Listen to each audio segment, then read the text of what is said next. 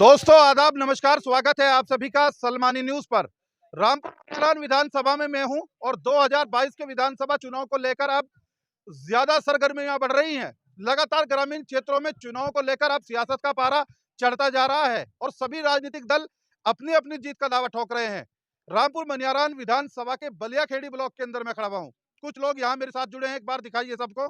इन लोगों से बातचीत करेंगे और जानने की कोशिश करेंगे 2022 के विधानसभा चुनाव में इन लोगों का क्या पक्ष है और किन मुद्दों पर वोट करने वाले हैं। तो शुरुआत चाचा आपसे, आपका नाम क्या है? नाम शिषपाल सिंह है मेरा। अच्छा चाचा, क्या मानते हैं अब चुनाव तो बिल्कुल करीब आ गया है, 13-14 दिन बचे हैं चुनाव में। ऐसे में आप लोगों के क्या मुद्दे रहेंगे, किस पार्टी को आपका समर्थन जाने वाला है? देखिए, हमारा जो है समर्थन, हमारा बसपा से समर्थन है और यहाँ से जो है रविंद्र मोल्लू ही जीतेगा, विधायक बनेगा। मुद्दे क्या रहेंगे चाचा? मुद्दे हैं, सबसे पहला मुद्दा है बेरोजगारी। जब से मोदी सरकार आई है, योगी सरकार आई है, हर बच्चा, हर युवक आज बेरोजगार फिर रहा है सड़कों पर। उन्हें रोजगार नहीं मिल रहा है। क्या अनाज देने से उनका पेट भर जाएगा? उन्हें अनाज नहीं चाहिए, उन्हें रोजगार चाहिए 24 घंटे, जो अपने बच्चों को, अपने भाइयों को अपने पाल पाल सकता है। तो सबसे पहले रोजगार, उसके बाद अनाज से क्या भगा रहे हैं? अनाज देकर पब्लिक को दे दिया, अनाज दे दिए, वो दे रहे चना दे रहे और वो क्या नाम है, नमक दे रहे जिसमें रेत मिला हुआ है। देख लो खा करके, जो जिसने नहीं खाया, ऐसा ऐसा चीज़ें ये दे रही है। इनसे क्या सरकार में फायदा हो रहा है? पब्लिक को कोई फायदा नहीं हुआ। इन्होंने वो 28 विभाग बेच दिए, जो सरकारी थे 28 विभाग बेच दिए। नौकरियों के इनके लाले पड़ रहे हैं बच्चों को, पढ़े लिखे बच्चे बेरोजगार हो रखे हैं। आप मानते हैं कि इस चुनाव में सबसे बड़ा मुद्दा जो है रोजगार का रहेगा? बिल्कुल, और बच्चे जितने युवा हैं, चाहे किसी भी रात्रि का है, सबसे पहले जो है मुद्दा रोजगार का रहेगा। युवा बेरोजगार फिर जाएगी, जब इन्हें रोजगार नहीं मिलेगा तो ये बेचारे कहाँ जाएंगे? किस किस का मुकाबला देखते हैं चाचा रामपुर मनियारान विधानसभा? सीधे एक 50,000 से गिनती शुरू है मोल्लू की। और किसके साथ फाइट होगी? फाइट होगी इसकी निम के साथ में। चलिए, इनका मानना है रामपुर मनियारान विधानसभा पर भाजपा बनाम बीएसपी होने वाला है। आपका नाम क्या है? अंकित कुमार। अंकित कुमार, आप नौजवान हैं, आप क्या सोचते हैं? अब चुनाव बिल्कुल करीब है, क्या मुद्दे चुनाव में रहेंगे? बसपा के लिए है जी। मुद्दे क्या रहेंगे? मुद्दा जो जो इन्होंने बताया वही मुद्दे है जी। जो के कौन से मुद्दे भाई, आप अपने मुद्दे बताइए। बेरोजगारी और जी जो है इन्होंने मंदिर के मंदिर मंदिर मंदिर कौन से हमें मंदिर कौन से हमें खाने को देंगे? मंदिर का कोई वो नहीं है। भाजपा को हमें रोजगार देना चाहिए था जी। तो रोजगार नहीं मिला? मिला नहीं जी। सरकार तो दावा करती है हमने नौजवानों को रोजगार दिया है। कोई सा भी दिया, कुछ भी रोजगार नहीं दिया, कुछ भी 1% भी। आप क्या मानते हैं रामपुर मनियारान विधानसभा पर किस किस राजनीतिक दल के बीच मुकाबला होगा? भाजपा और बसपा जी। किसका पलड़ा ज्यादा भारी?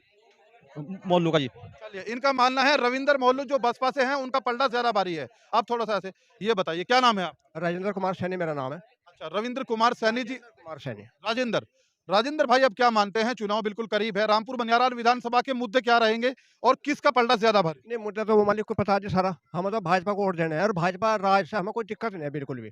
खेतों में कहीं जा रहे, काम कर रहे, कुछ भी, किसी का दुकानदार का पैसा नहीं मरता है जी, इसमें कोई दिक्कत नहीं है बिल्कुल। और लोग कह रहे हैं बेरोजगारी बढ़ी है भाजपा के शासनकाल में। करना खाना तो अंग्रेजी राज है, अब तक सबका चलता रहा और आगे भी चलता ही रहेगा। और यहीं से एक चाचा कह रहे हैं अभी कि यहाँ भाजपा के शासनकाल में बेरोजगारी बढ़ी है, नौजवानों को रोजगार नहीं मिला है। तो पहले से चलता रहा, ये तो पहले से चलता रहा जी, बेरोजगारी पहले से ही है। ये तो पहले से चलता रहा। चाचा वो तो कह रहे हैं बेरोजगारी पहले से ही है। कैसे है बेरोजगारी? पहले से हम रोजगार, हमें मिला, हम रोजगार थे, हम टीचर बने।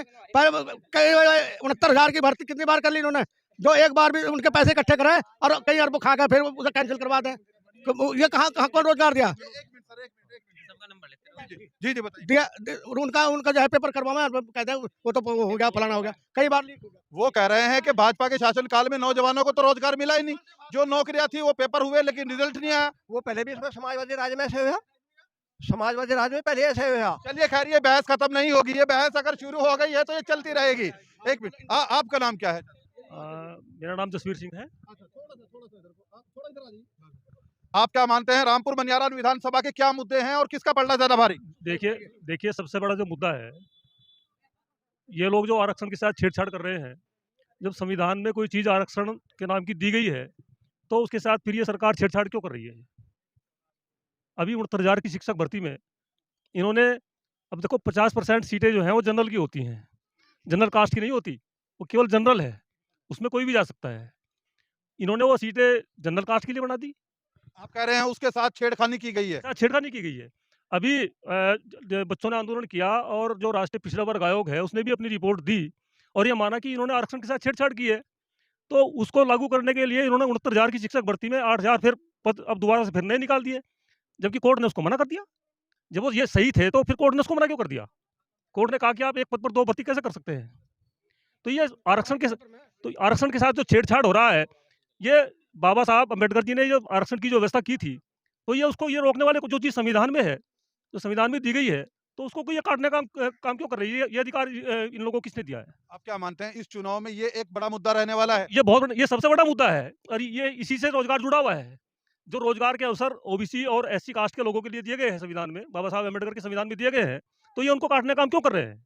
इसीलिए मेरा सवाल यही था कि रामपुर मनियारान विधानसभा पर आप किस पार्टी का पलड़ा ज्यादा भारी देखते हैं? जो आरक्षण को बचाएगा, कौन ऐसी पार्टी आपकी नजरों जो में? भी पार्टी हमारी नज़रों में आएगी, जो आरक्षण को बचाएगी, जो अपने मैनिफेस्टो में इस चीज़ को शामिल करेगी, अरे चाचा 14 दिन बच गए हैं, अब तो फेस नजरों में आ गई होगी। 14 दिन में शामिल ये बताएँगे उस चीज़ को, ये बताएँगे उस चीज़ को। अभी आप कह रहे हैं कि ये बताया नहीं है राजनीतिक दलों ने। अभी इन्होंने अपने मैनिफेस्टो में जो है, अभी मैनिफेस्टो जो है बीजेपी का भी जारी होने वाला है।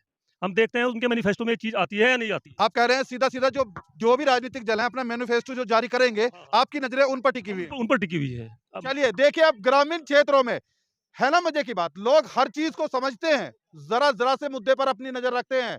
कुछ नौजवान और जुड़े हैं, आपका नाम क्या है? वरुण है जी। ऐसे नहीं उधर घूमकर और अरे यार, मैंने इतना बढ़िया परिचय दिया, एक नौजवान जुड़े हैं, आपने बूढ़ों की तरह कह दिया वरुण है जी। अरे जोर से बोलो मेरे भाई, आपका नाम क्या है? वरुण है भाई, वरुण। वरुण भाई, क्या मानते हैं आप? तो नौजवान हैं, इस पर रामपुर बनियारान पे किसका पलड़ा भारी? इस पे तो जी देवेंद्र नेम का लग रहा है, मैं तो बाल देवेंद्र नीम का लग रहा। वजह क्या लग रही? लोग तो कह रहे हैं भाजपा ने नौकरी नहीं दी, भाई रोजगार नहीं मिला। चीज तो कह सकते, लेकिन ये है कि बाल देवेंद्र नेम का पलड़ा भारी लग रहा है मुझे बाल। चलिए, ये हो सकता है देवेंद्र नीम के समर्थक हो इसलिए कह रहे हो। आपका नाम क्या है? अशोक कुमार। अशोक कुमार जी, आप क्या मानते हैं अब किसका पलड़ा ज्यादा भारी है रामपुर बनियारान पर? सभी का बराबर है जी, भी तो 2 पार्टियों का तो बराबर है, किसका? बसपा का बीजेपी का। दोनों में फाइट लग रही है क्या? फाइट है दोनों में जी, ज्यादा कड़ा मुकाबला हो रहा, हल्का फुल्का हो रहा? बराबर है। बराबर है। हाँ, तो किसका पलड़ा वैसे अभी थोड़ा बहुत तो दिख ही रहा होगा। टाइम बता दे कभी आने पे, टाइम आने बता दे कभी। चलिए, अभी नहीं बताएंगे। आप में से कोई और बात करना चाहेगा? आप नौजवान हैं, आपका नाम क्या है? नहीं मैं खेल रहा हूँ जी मान। अरे खेले हैं तो क्या हुआ यार, अपना नाम बताओ, नाम क्या है? नाम सुनील पाल है जी। सुनील पाल। क्या करते हैं सुनील पाल? पढ़ाई कर रहे हैं जी, अभी तो अच्छा, क्या पढ़ रहे हैं आप?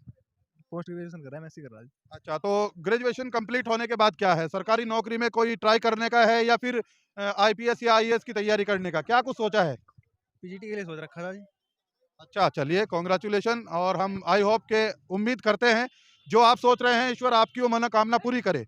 हमारा सीधा सवाल ये है, आप पढ़े लिखे हैं और समझते हैं नौजवानों के मुद्दे क्या रहेंगे इस चुनाव में? मैं कुछ नहीं कहना चाहता जी इस मामले पे। अभी नहीं बोलना चाहिए? नहीं जी, नहीं नहीं। चलिए, आप अपने एग्जाम की तैयारी कीजिए। ये बता जी हमें, जो हमारे एरिया में जो ज्यादा हवा है वो भी योगी लहर है ज्यादा। योगी जी चलिए, इनका मानना है भाजपा की लहर है इस एरिया में। है हमारे यहाँ से। देवेंद्र निम, आपका नाम क्या? सर मेरा नाम अंकित सैनी है। अच्छा, अंकित भाई, क्या मानते हैं अब तो चुनाव में बिल्कुल सबसे कम समय बचा है, ऐसे में आप क्या मानते हैं किसका पलड़ा ज्यादा भारी? सर भारी तो इधर है बीजेपी का ही, क्योंकि सुरक्षा के कारणों से योगी सरकार और मोदी सरकार सबसे ही बढ़िया निकली है। और पिछली बार भी जो है, यानी ये क्या है, किसी का गठबंधन नहीं करना पड़ा था, और अब की बार भी इन्हें जो है गठबंधन करना पड़ रहा है कि कभी उसे पूछ कभी उससे पूछ, क्योंकि अगर खुद में ताकत है तो दूसरे की तो जरूरत ही नहीं पड़ती।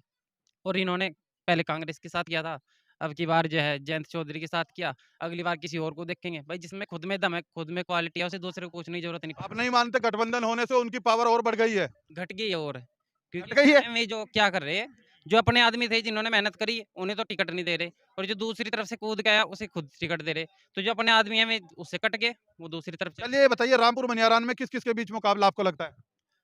मुकाबला तो रहेगा देवेंद्र निमका और सपा का ही। चलिए, आपका नाम क्या है? असलम है सर मेरा नाम। असलम भाई, क्या मानते हैं किस किस राजनीतिक दल के बीच अब मुकाबला है यहाँ? मुकाबला तो सर बीएसपी और बीजेपी के बीच रहेगा। ज्यादा पलड़ा किसका भारी? बीएसपी का ज़्यादा भारी रहेगा। वजह अगर आपसे जानना चाहूँ? वजह तो यही है जी, सीट पर ज़्यादा बीएसपी का पलटा भारी रहेगा। अगर इस सीट पे, बीजेपी में बीएसपी। अच्छा, फाइट दोनों के बीच रही। जी सर। समाजवादी यहाँ कांग्रेस, कांग्रेस तो खत्म है। समाजवादी। समाजवादी कुछ चलेगी तड़की फुड़की। ऐसा तो नहीं कि यहाँ आने वाले समय में त्रिकोणीय मुकाबला नजर आ रहा हो इस सीट? भी बन सकता है, लेकिन ज़्यादा फाइट जो रहेगी बीएसपी और बीजेपी के बीच रहेगी। चलिए भैया, देखिए रामपुर बनियारान विधानसभा और बलियाखेड़ी ब्लॉक का गांव सफदलपुर, यहाँ का नौजवान और यहाँ का बुजुर्ग क्या कुछ इस रिपोर्ट में बोल के गया है, आपने देख लिया है। इस खबर को लेकर आप क्या सोच रखते हैं, आप भी अपनी राय रखिएगा। रामपुर मनियारान विधानसभा पर बड़ा सवाल ये है, क्या इस विधानसभा पर भाजपा बनाम बीएसपी होगा या फिर इस विधानसभा पर त्रिकोणीय मुकाबला देखने को मिलेगा?